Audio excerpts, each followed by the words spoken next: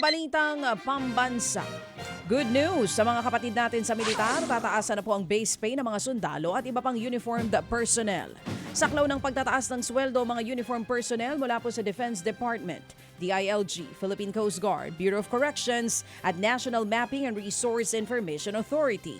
Ipatutupad ang pagtaas sa tatlong tranches simula po sa January 1, 2026, January 1, 2027 hanggang sa January 1, 2028.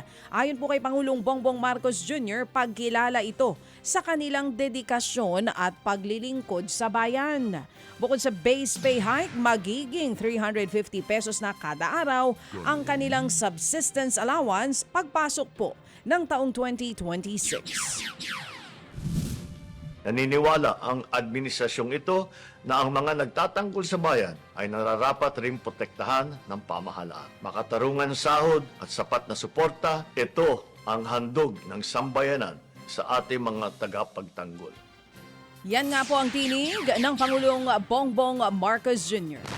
Salagay po naman na sa probisyon ng kanyang executive order tungkol dito, nakasaad po mga kapatid na ang pondo na gagamitin daw para sa unang tranche nito ay subject sa anumang pong available appropriations sa aaprobahang pambansang budget sa susunod na taon. Samantala sa iba pang balita, minado po ang mismong pamunuan ng Independent Commission for Infrastructure ICI na hindi sila pabor kahit ipinatutupad na ang live streaming sa mga pagdinig kaugnay pa rin po yan ng flood control scandal.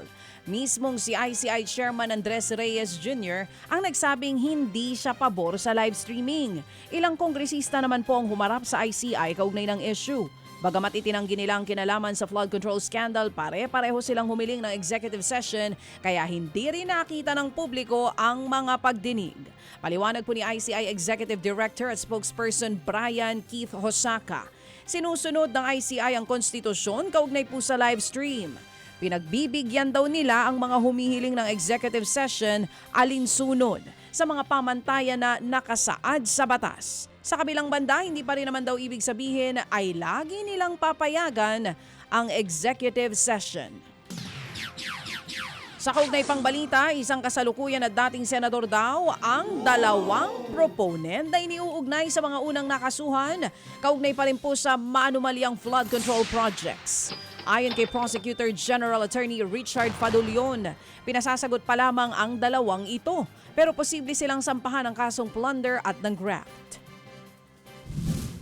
Lahat po ito ay dumaan po sa tinatawag natin manungtod na case build-up. Kung yan ito'y in-evaluate muna at ngayon pa lamang po ipadadala at i-refer sa Office of the Ombudsman. Yan nga po ang tinig ni Prosecutor General Attorney Richard Fadulion. Samantala, hindi na raw nakikipag-ugnayan sa Department of Justice ang mag-asawang kontratista na sina Curly at Sara Diskaya. Ayon kay Prosecutor General Attorney Richard Fadulion, bago pa ang pagdinig noong November 14 sa Senado, hindi na raw nagparamdam ang mag-asawa kahit pinayuhan sila ng Senate Blue Ribbon Committee na dumulog sa DOJ. Kabilang po sila sa malalaking contractors na nadadawit sa flood control scandal. Kabilang po sila sa tinitignan na maging testigo sa mga kaso na ihahain sa mga sangkot pero hindi na daw nagparamdam ang mag-asawang Diskaya. Wala na ring ma-evaluate na testimonya ang DOJ para maging basihan kung isasama sa Witness Protection Program o hindi ang mag-asawang Diskaya. Right now, wala po kaming ini-evaluate na testimony ng Diskayas or ng statement ng Diskayas para po sapat na basihan para malaman kung sila po ay pwedeng tanggapin o hindi bilang testigo. Yan nga po ang tinig ni Prosecutor General Attorney Richard Fadulion. Mga kapatid, brothers and sisters, saan ka pa? Dito na tayo sa totoo.